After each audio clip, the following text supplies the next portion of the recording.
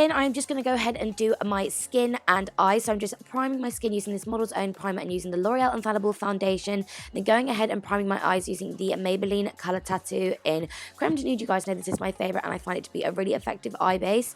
Then I'm just using the Morphe 350M palette, and I'm using this for basically the whole look, but I'm just doing a basic eye look that I thought would complement the kind of dog filter, so just sticking with really warm tones. So I just went ahead and set my eye base in place with the kind of lightest pale shade, and then going in with a really warm brown and a fluffy brush. We're just literally going to create the most minimal smoky eye just to complement the look. So you can literally do whatever you want for this. And then I'm going in with a slightly darker warm brown. You guys know the drill, just to further deepen up the crease and create some depth in the socket. Then going obviously back in with our original fluffy brush to blend everything out. And then finally going in with this slightly darker brown shade. I'm not necessarily creating a cut crease, but I am kind of using that motion just to... That was just the kind of look that I wanted to go for. But then going back in with all the brushes again to blend everything out and make sure it's all blended together and we've got that nice gradient going on. And going in with that white shade again that we used to set the eye in place. Just using that as our lid shade and to clean up the kind of crease area. Then I'm just creating a wing liner using my Tarteist liquid liner like so, and then going ahead and applying mascara and eyelashes. So this is the kind of finished top eye look. Then just going ahead and applying concealer. This is my Maybelline Age Rewind concealer, and just using that to really clean cut the wing that we created as well, and then just blending it out underneath to create a highlighted under eye. Then I just smoked one of the warm colours underneath and applied Bottom Lash Mascara. And now it is time for the face. So for this, I googled and angry the image I was using for reference. I also had a picture of myself up as well with the Snapchat filter on just for the nose area when I did the shading. But for the lips and for the kind of details of the skin and the anger marks, this is the image that I used. And like I said, I literally just googled angry cartoon dog.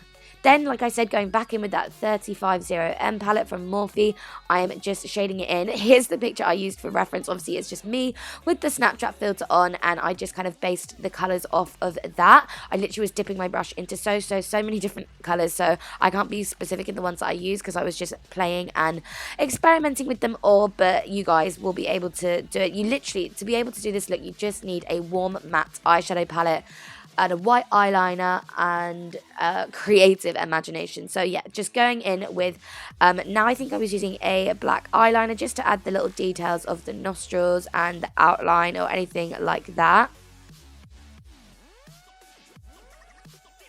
Then I'm just using a lighter eyeshadow to create some depth, and then going in with like an eyeliner brush and a black eyeshadow and creating the freckles. Then I'm just kind of creating some shading going on the kind of frown lines. Going back to the picture of the angry cartoon dog for this, just so I could use that for reference and see what bits were darker, what bits were lighter, because I'm more like a visual learner, so I find it easier to recreate things by looking at them constantly, and then I'm just filling them in. I think this would have been a little bit better if I'd blocked out my eyebrows. So a little tip, if you want to do this, maybe just put foundation over your eyebrows a bit more heavily to block them out, because it did create quite a dark area, but I think it worked out okay. So I'm just going in with loads and loads of different warm coloured browns to create a shaded effect. Then going back in with that Tarteist eyeliner, just outlining things to make it look a bit more 3D and realistic and to get them to stand out a bit more.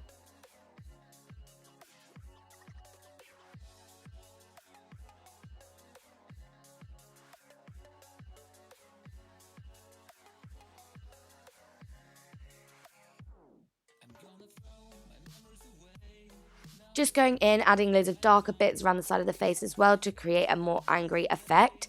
For the mouth, I created the teeth and then filled it in with white face paint from Smithy's. Again, using that picture for reference, it was super easy to do. The teeth were actually the easiest part, I think, and it was quite tedious to film, so I didn't include that massively. But then just filling in the gaps with some black paint to create more of like a hollow mouth effect. I think this look looks much harder than it actually is, and it is honestly, if you've got the right picture and a creative mind, it is very easy to do. So yeah, then I'm going back in with the Tarteist eyeliner again, just to go around the teeth, just because the brush I was using for the paint wasn't thin enough and I wanted to make sure it didn't smudge or anything. So yeah, going back in with the eyeliner just to go outside and outline the teeth, and then I just filled in the mouth with the black paint again, like so, and then just went back in with a bit of brown eyeshadow around any of the other bits to create some shading and kind of emphasize the like folds of skin.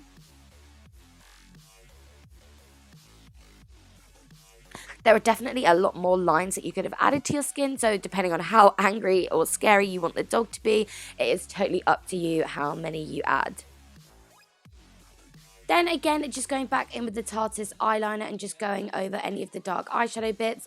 Doing this just kind of, like I said, adds to the extra detail, makes it look a tiny bit more realistic, and just kind of emphasizes the lines that you've created. Then I went in with this gel blood on the teeth just to create the kind of appearance of that we've just bitten into something gory.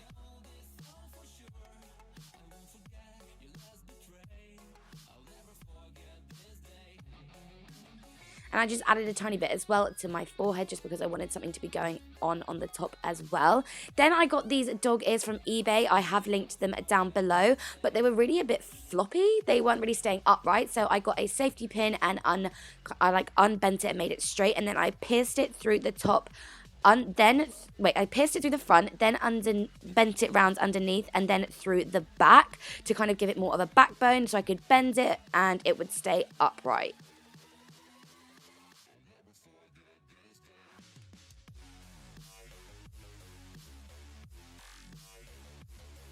Like so.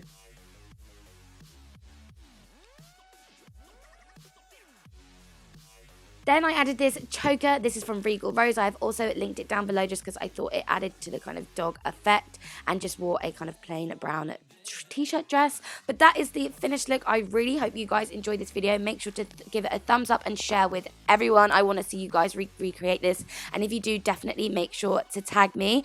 Make sure to subscribe if you haven't already, and I will see you in the next one. Bye guys.